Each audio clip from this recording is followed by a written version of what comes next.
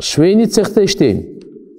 Бир эле пычылган кийимге 2 бөлөк размер салабыз.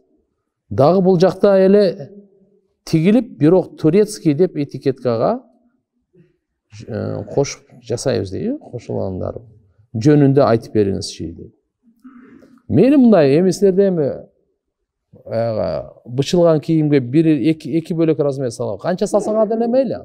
Мээнетиңер өзүңөр го, бирок мына жердеги маани бере турган нерсе, караңыздар, Турцияда жасап Кыргызстанга келип туруп, Турция жок, Аллахума салли ала, Кыргызстанда жасап туруп, анан Турция десек жакшы өтөт дегендей болуп атат да, туурабы? Ушул арам.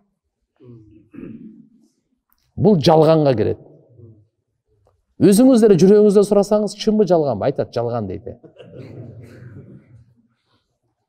Жалган деп атат. Эмне кыласыз эми?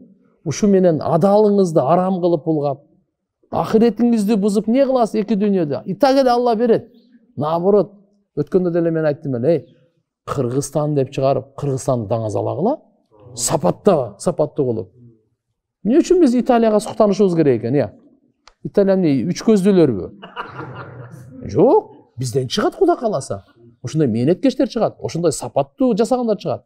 Хадис, пайгамбарыбыз айткан, Алла Таала жакшы көрөт силерди, бирөөңөр эгерде бир ишти кылса, майын чыгарып кылса, ошону жакшы көрөт экен, мына. Биз буга маани бербейт экенбиз да. Биз эптемейге көнүп алыппыз да. Биздин ушун эптемей, Алла эптемей, септемей жакшы көрбөйт. Алла сапатты жакшы көрөт, майын чыгарып кылганды жакшы көрөт. Түшүнүктүү? Мейли, ал даратта болсун, мейли намазда болсун, мейли кийим тиккенде болсун, мейли үй салганда болсун, мейли оңдогондо болсун, мейли дарылаганда болсун, кайсы гана тармакта, кайсы гана иш болбосун, мыкты кылганды Алла жакшы көрөт. Стульчик төртөөнү тең тегиз кылың да. Бирөөсүн кичине кылып коюп, мындай кылып отурбай. Андай болбойт да. Баары сапаттуу, сына тургандай кылбаң, өзүн бас, мына. Biz gelgende ele şu eптемей көтөбүз да.